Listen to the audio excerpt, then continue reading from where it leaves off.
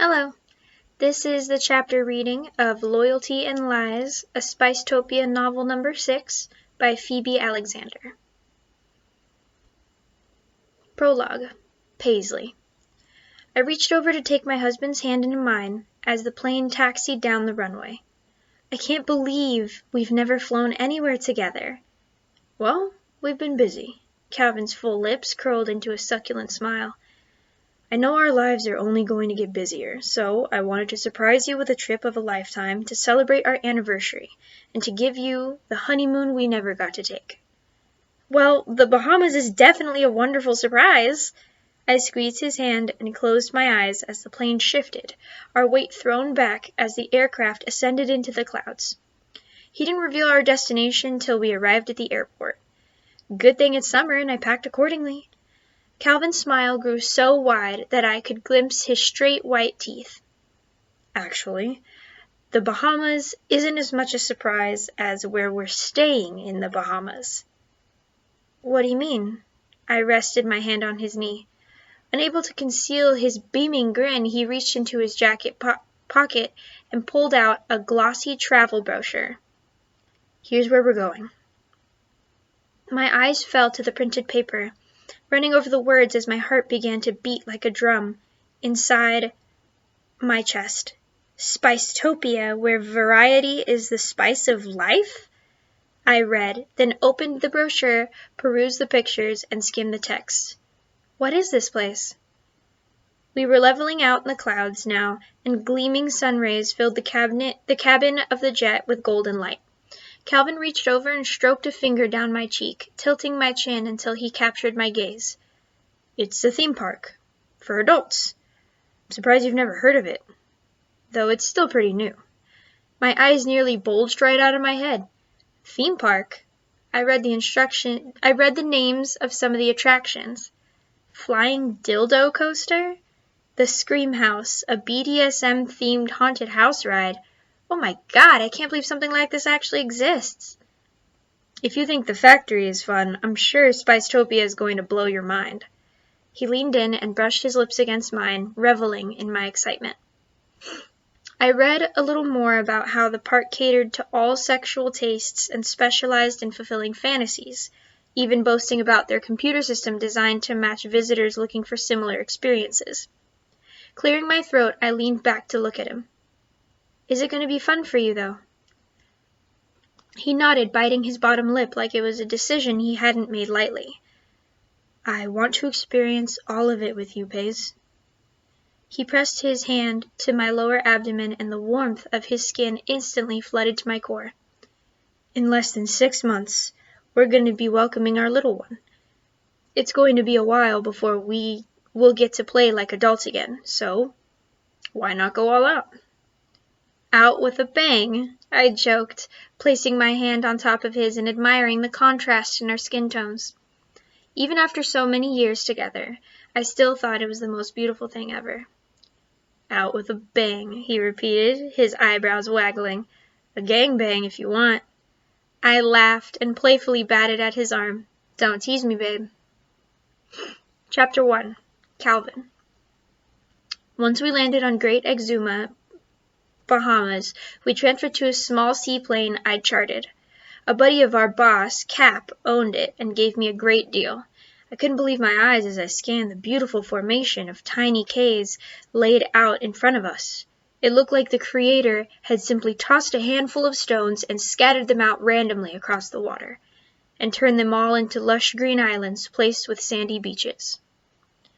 As we grew closer, turquoise waves gently lapped sugar sand shores in the distance, and directly below us, a towering castle marked the end of a street lined with all manner of shops, restaurants, bars, and other venues. Water slides, massive buildings, and the roller coaster rose into the clear blue sky. So this is Spicetopia. It surely did not disappoint. I couldn't wait to stroll down that avenue with my beautiful bride on my arm. Looking over at Paisley, I noticed that she was about to burst with excitement. Her blue eyes were wide, her chest rapidly rising and falling with each breath, and she was nearly vibrating with anticipation. We'd both been working so hard, and she was doing it while fighting horrible morning sickness. Once it all finally subsided, I knew we needed to get away as a couple, before our family grew by 50%. I called in some favors, and here we were. We never got to take a honeymoon, and it was 100% my fault. Being the sole proprietor of a business meant it was hard to get away, and I also had the part-time head of security gig at the factory, the swing club, where Paisley was the assistant operations manager. But I didn't want to be one of those husbands and fathers who always put work ahead of my family. I'd vowed to turn over a new leaf right here, right now. Besides, I'd now hired an associate, a fellow web developer who was perfectly capable of holding down the fort while I was gone for a week. Paisley squeezed my hand. "Look at all the palm trees," she gushed, her eyes glued to the water as the plane made its approach. We were low enough now that we could no longer see the tops of the buildings of Spicetopia. It looked like we were about to coast into a tropical paradise. That was the beauty of this park. It had both the hustle and bustle of shops, restaurants, attractions, and a plethora of adult pleasures, as well as laid-back sandy beaches, gentle rolling waves, palm trees, and all the sunshine you could soak up. The best of two very different worlds. It was a park that catered to both introverts and extroverts, nature lovers and indoor enthusiasts, thrill seekers and those seeking rest and relaxation alike. "So," my wife's voice drew my attention back to her beautiful face. "Yes." "What's on the table exactly?" She spinned her sparkling gaze on me, captivating me with her perfectly arched eyebrows, long lashes, and full kissable lips. How did I get so goddamn lucky? I couldn't help but smile when I looked at her. "Everything's on the table." "Really?" One eyebrow quirked as she studied me. "A few months ago you were thinking poly might work for you, but that was still one-on-one stuff." "Yeah." "So now you're wanting to hop in a pile and have a huge orgy, or what?" I had to laugh at how freely the word orgy flew out of her mouth. My wife never pulled any punches. With Paisley, what you see is what you get. If it was on your mind, it was probably coming. If it was on her mind, it was probably coming out of her mouth at any moment. I figured I'd better walk back my open-mindedness just a tad. "Well?" "I don't know if I'm really an orgy guy." "Oh, see, the table isn't so big after all." She pursed her lips. "You want to have an orgy? We'll have an orgy. But can we warm up with a threesome or foursome first?" Her eyes narrowed as she searched my face for the truth. "You, Calvin Mitchell, want to have a threesome with another guy?" She was testing me. "If that's what you want," I retorted, then quickly qualified, "I don't have to touch the other guy, though, right?" She rolled her eyes. "Don't be a homophobe, babe. Just answer the question." "If you want a MFM," I forced the words out of my mouth, "then an MFM is what you'll get." This was about her. I wanted to make all her wildest fantasies come true, since she was making my lifelong dream of becoming a father come true. And though I couldn't see myself choosing to have a threesome with another guy because it would turn me on, if it rocked my wife's world, then I was totally there for it. "Interesting," was all she said. "I assume you're up for two women." "Well, yes, of course." I scoffed. Doesn't she know me at all? I'd watched her with other women before, and I could never get enough of it. To be sandwiched between her and another woman, that sounded like a dream come true. "What if one of them isn't me?" she pressed. "Why wouldn't one of them be you?" She shrugged. "I don't know. We're talking hypotheticals here, right?" "Right. I suppose that would be fun." Memories crashed into me as the plane hovered over the surface of the water. "Well, I did have that threesome with Serena and Jessie, remember?" "But you couldn't fuck Jessie," she reminded me. "Right. I had forgotten. In fact, the scene was emblazoned. I hadn't forgotten. In fact, that scene was emblazoned in my mind. The only group experience I'd ever had, all because Paisley lent me out. I should have felt objectified, but at the time, that aspect was a huge turn-on. Was she planning on doing it again? I'm not gonna lie, getting a little stiff at the thought. The plane landed and we skidded across the water. I held my breath until we came to a complete stop.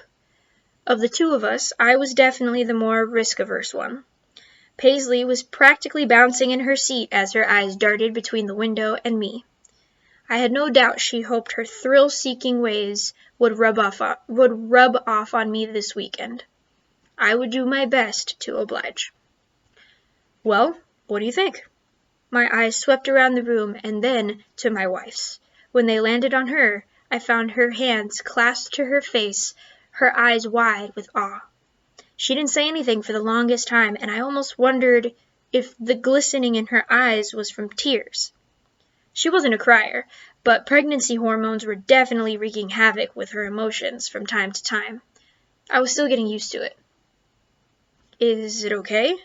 Should I ask for a different— Don't be ridiculous! She finally cut me off.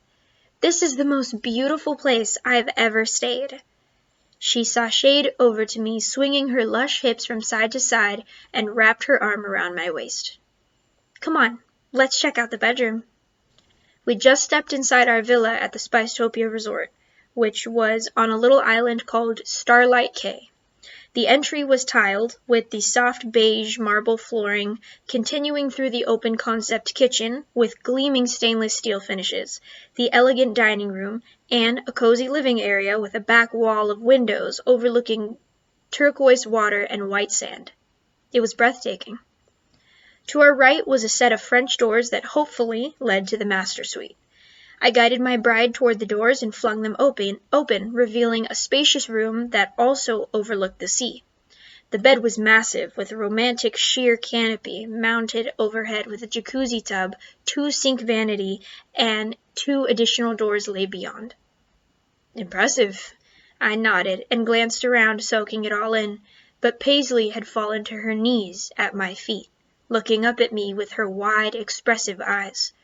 Her dark curls lay on one side of her exposed shoulder. Not as impressive as this. She unfastened the button and zipper on my shorts and tugged them down my legs. That was all it took to send blood rushing to my cock, and by the time she hooked her fingers in the waistband of my boxer briefs, a sizable bulge was waiting for her to reveal. Damn, baby. Her lips touched my bobbing head before her tongue slid down my engorged shaft. We'd been so busy packing and getting ready for the trip that we hadn't made love in, 3 or 4 days? That was an eternity for us. My balls tightened with need, and I knew if she went to town on me with her mouth, I wasn't going to last. I pulled her up to standing and kissed away the frown that twisted her lips downward. Why'd you stop me? She pouted. I want to taste you, I explained, guiding her to the bed. When I tossed her back on the mattress and planted my knees on either side of her hips, it was like settling into a cloud so soft, yet firm enough to support my weight. These beds were clearly built both for comfort and fucking, my compliments to the interior designer. I worked her long cotton maxi dress with the elastic ruffle that sat below her shoulders, up over her head, being careful not to tangle her hair. She'd been growing it out for a while, and it was almost to her waist. My beautiful bride looked like a veritable goddess as she reclined on the mattress, and I couldn't wait to have a taste of her. But first her lips. I captured them with my teeth, causing her head to fall back with a moan that I swallowed down my own throat. It only made me ravenous for her more. Threading my fingers through her dark mane, I took my fill of her lips and mouth, then made my way back down the creamy curve of her neck and chest, stopping to nibble on her nipples. Not too hard, she arched her back, straddling the line between pleasure and pain. Her nipples had always been sensitive, but being pregnant made them even more so. I had to remember to go more gently than usual, though I was sure once her arousal intensified, she would be able to withstand more pressure. I didn't stop sucking and biting at her nipples until her hips were grinding against me, begging for more attention south of the border. I slid down her body until my chin was cradled in the soft flesh of her ample thighs. She sighed as she parted them for me, giving me access to her treasure trove. Is this what you need? The tip of my tongue traveled up her slit, the sweet saltiness dancing on my taste buds as I dove back in again for another taste. Yes, but what I really want is your cock. Patience, darling. What's the hurry? Her fingers dug into my shoulders as she begged for my eyes to lift to hers. I haven't had your cock in like 4 days now. So? I chuckled at her, which only seemed to incite retaliation in her eyes. She pushed me back, extracting herself from underneath me, and before I could stop her, she was flipping me onto my back. As a tall, strong, athletic guy, it always impressed me and, hey, I'm man enough to say, excited me that Paisley threw her weight around and used it against me. She was straddling my hips before I could say, wait a sec. 2 can play at that game. She panted, catching her breath from her sudden explosion of energy, her thick rump perched on my thighs as my cock pressed into her wet heat, craving her tight walls surrounding me. She lifted her hips and grabbed my cock, acting like she was going to sit right down on it and stuff herself full, but instead she stopped, just when the tip brushed against her lips. What do you think? My fingers dug into the soft flesh on either side of her waist. I think I need to be inside you. Wasn't that what she wanted to hear? Oh, yeah? She ground down on my stiff cock again, still failing to sheath me. Yes, baby, I need your pussy too. It's been 4 days after all. That's more like it, she sighed, anxious to relent because she was just as thirsty as I was. She sank down on me, stealing my breath and making my eyes roll back in my head. That's definitely more like it, I groaned, as I thrust up into her, shuddering at the way her snug walls tightened around me. She arched her spine, her head thrown back as she rode my cock, her full breast bouncing against her ribcage as she found her release and gushed so hard that her juices ran down my balls. Fuck, baby, that's so hot. Come on my cock, baby. My jaw clenched as my fingers gripped her flesh and my cock drove into her, my own need creating a deep ache inside me.